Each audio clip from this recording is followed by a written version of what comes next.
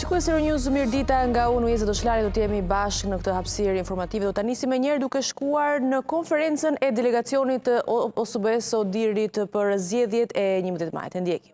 Officially opening the election observation mission for the May 11 parliamentary election in Albania, and this mission is here following an official invitation that was received by the Albanian national authorities. As you heard, I'm heading this mission.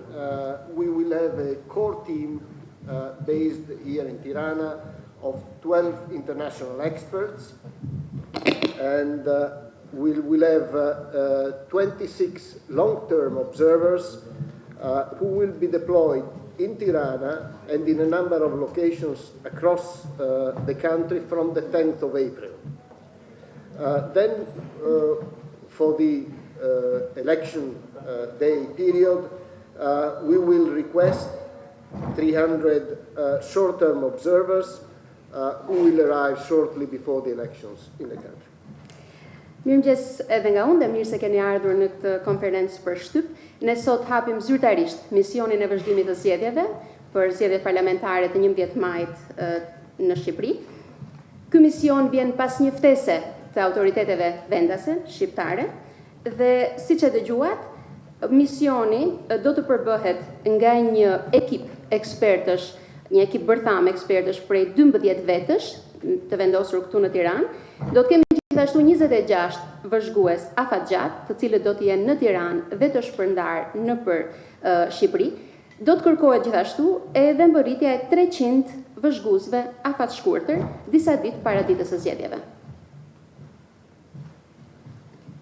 On election day, of course, there will be a larger component of international observers. There will be parliamentary observers from the OSCE Parliamentary Assembly, from the Parliamentary Assembly of the Council of Europe, and also from the European Parliament. Në ditën e zgjedhjeve do të jetë një mision më i madh, bashkë me ne do të jenë gjithashtu edhe delegacione nga Asamblea Parlamentare e OSBE-s, Asamblea Parlamentare e Këshillit të Europës dhe një delegacion nga Parlamenti Evropian. The task, the objective of this mission will be to assess the conduct of the election for its compliance with the OSCE commitments of Albania, but also with the other international standards that regulated democratic elections, but also with the national legislation as it has developed over the years. Ashtu sikurse ka qenë misioni i OSBE Odirit edhe ndër vite, edhe kësaj radhe objektivi i misionit të vëzhgimit të zgjedhjeve është të vlerësojë mënyrën se si do kryhen këto zgjedhje, nëse ato do të jenë në përputhje me angazhimet që ka ndërmarrë Shqipëria lidhur me OSBE-n, si dhe me detyrime dhe standarde të tjera ndërkombëtare që rregullojnë zgjedhjet demokratike. Sigurisht edhe nëse janë në përputhje me legjislacionin vendas. So in order to achieve these objectives, we will monitor closely all aspects of the election process, including the pre-election and also the post-election developments. And specific areas of interest for our observation will include the implementation of the legal framework, the conduct of the campaign, including on social networks, the work of the election administration at all levels, the resolution of the disputes related to the elections, and in general the media coverage. The observers, of course, will also assess the implementation of previous ODIHR recommendations. Për arritjen e këtij objektivi që ka misioni i Odirit, ne do të monitorojmë nga afër të gjitha aspektet e zgjedhjeve, duke përfshirë edhe zhvillimet para dhe pas ditës së zgjedhjeve. Disa fusha specifike me interes për misionin do të jenë zbatimi i kuadrit ligjor, zhvillimi i fushatës, duke përfshirë edhe fushatën në rrjetet sociale, puna e administratës zgjedhore në të gjitha nivelet, zgjidhja e mosmarrëveshjeve në lidhje me zgjedhjet dhe mbulimi mediatik në përgjithësi.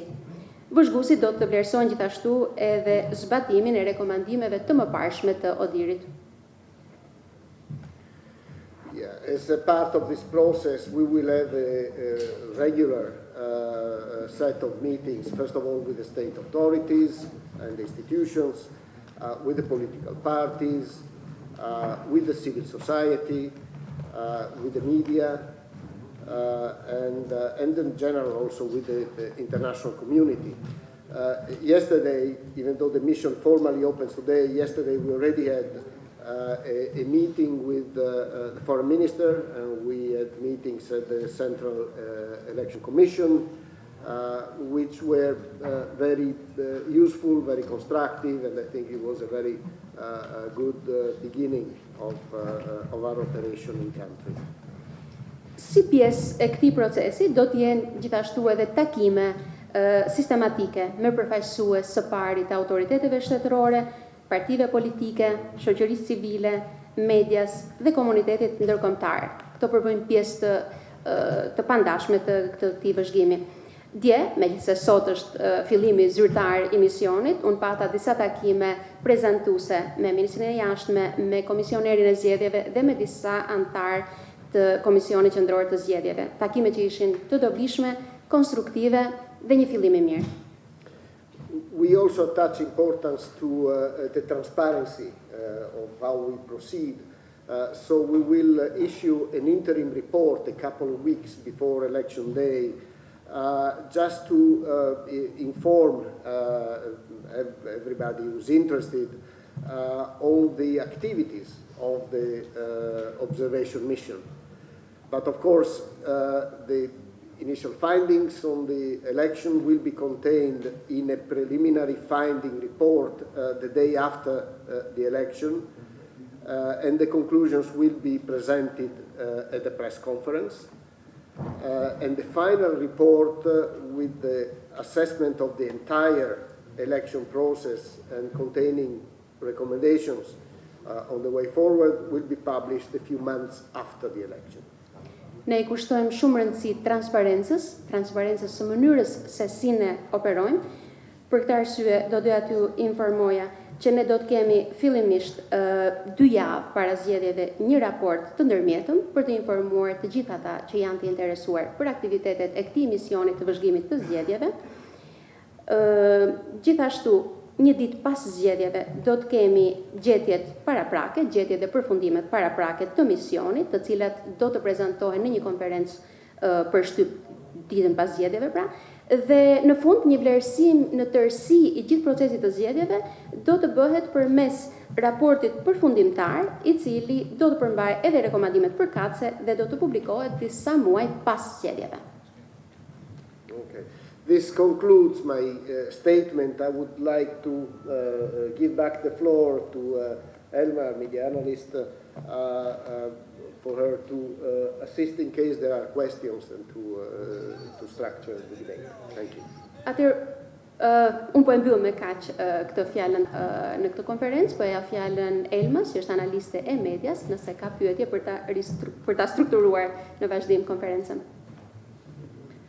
So, dear colleagues, you have the opportunity to ask questions if you wish. So, if you do, please state the media outlet you represent clearly before and use the microphones here to the left and right-hand side of the room, please. Atëherë ju lutem nëse ka pyetje prezantoni median që përfaqësoni emrin dhe ju lutem përdorni mikrofonat majtas dhe djathtas. Faleminderit. Përshëndetje, Muhamet Veriut nga televizioni Top Channel.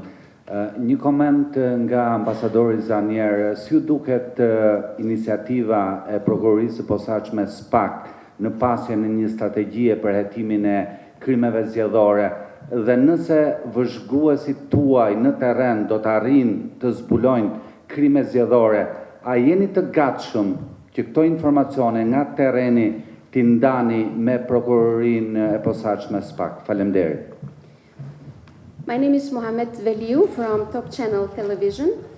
I would like to ask Ambassador Zanieri if you, Ambassador, would have a comment on an initiative of the Special Prosecutor's Office against Corruption and Organized Crime, or otherwise known as SPAC, about they have a strategy for the investigation of electoral crimes.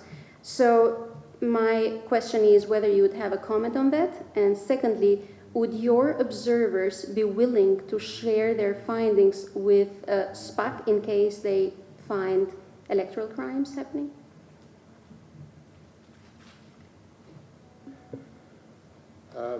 Well, first of all, I arrived yesterday, so these are things that I will look into as part of my mandate. I don't have an opinion at this point, and I would certainly have taken note of your question, and we will look into these issues.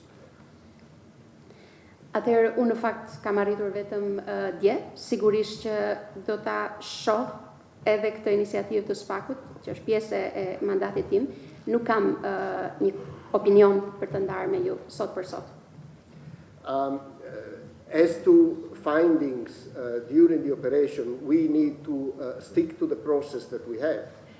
So we will include all the findings that we find in our reports. We are not here, how can I say, to also perform other functions. Of course, cooperation with the authorities is something we are very attached to, and we will perform our duties in constant cooperation with authorities at all levels. But when it comes to sharing some of the findings, this will be done through our reports in the various stages that I described earlier. Atëherë, sa I përket gjetjeve që ne do të kemi, ne do të qëndrojmë mënyrës se si ne operojmë gjithmonë. Pra gjitha gjetjet tona do të përfshihen në raportet tona. Ne nuk jemi këtu si mision për të kryer funksione apo detyra të tjera. Sigurisht që jemi shumë të angazhuar për të bashkëpunuar me autoritetet në vend, sigurisht që do të performojmë duke bashkëpunuar në mënyrë konsistente me ta, por gjetjet tona të parregullsive zgjedhore gjatë misionit do të përfshihen dhe do të ndahen me autoritetet përmes raporteve tona. Please.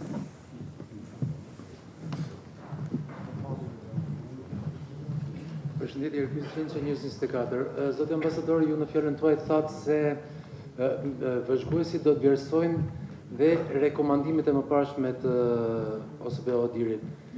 Besoj se jeni në gjeni që një sër rekomandimesh nuk janë marrë parasysh dhe nuk janë reflektuar në kodin zgjedhor nga ligjvënësit shqiptar. Si e shikni këtë situatë? Një ndërto e theksuar shpeshherë nga raportet tuaja është dhe depolitizimi I administratës zgjedhore. Ambassador, my name is Ergus Cenci. I'm from News 24. You mentioned, Ambassador, that your observers will assess, among others, the implementation of ODIHR prior recommendations. And I believe you are aware that a series of your recommendations have actually not been considered and not been reflected in our electoral code, and that includes the depoliticization of the election administration. Would you have a comment on that, please?